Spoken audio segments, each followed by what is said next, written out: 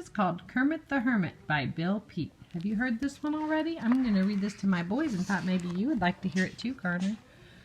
In Monterey Bay, there's a jumble of rock stacked up like a castle across from the dock. The king of this castle, an old crab called Kermit, lived all by himself in a cave like a hermit. There was never a crab who was 1/2 as selfish or 1/10 as mean as this crusty old shellfish.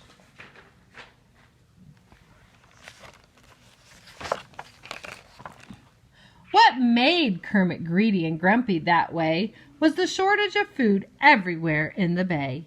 For a crab must depend on what he can find, small scraps and tidbits of any old kind.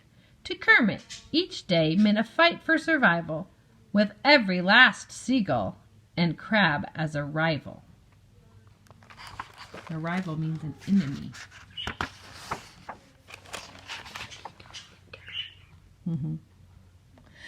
Unless it is cured, sometimes greediness grows. Where it finally stops, alas, nobody knows. And before very long, Kermit grabbed everything from a rusty padlock to a ball of kite string, a broken jackknife, a pair of old shoes, things that a crab couldn't possibly use.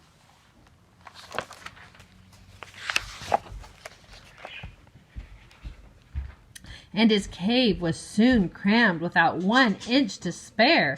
There was just enough space left for Kermit in there.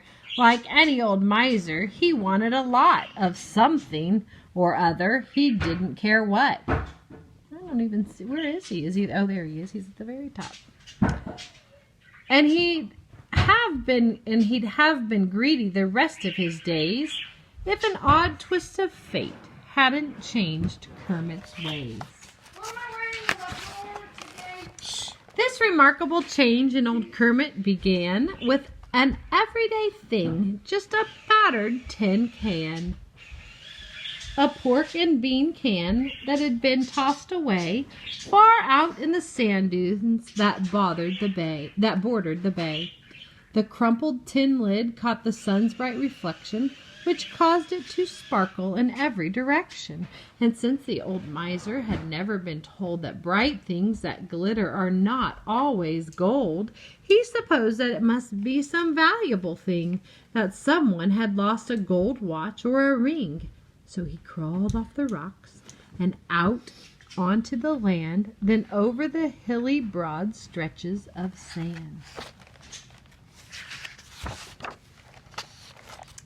And not until Kermit was next to his prize did he realize a trick had been played on his eyes. "Why, you phony tin faker, you," growled the old grump. "Rubble like you should be tossed in a dump."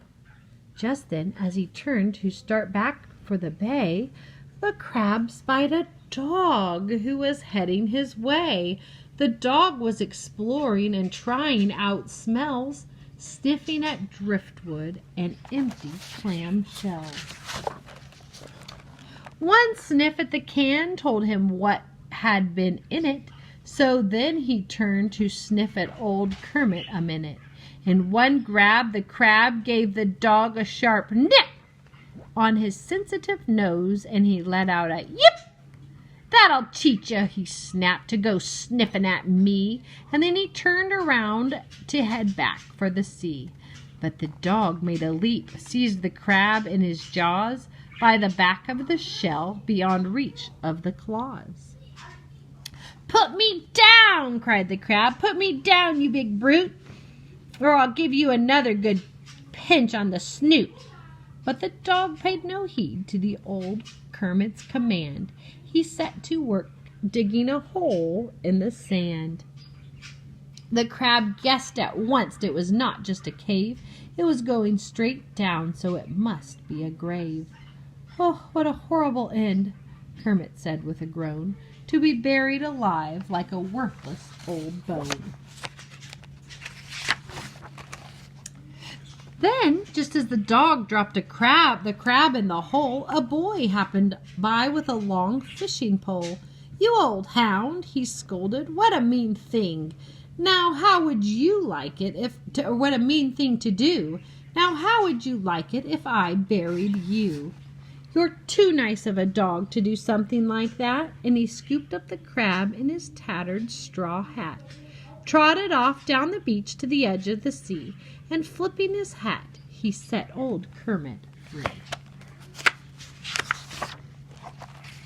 With a sigh of relief, the old crab went his way, on back to his castle of rocks in the bay. If it weren't for the boy he just had to admit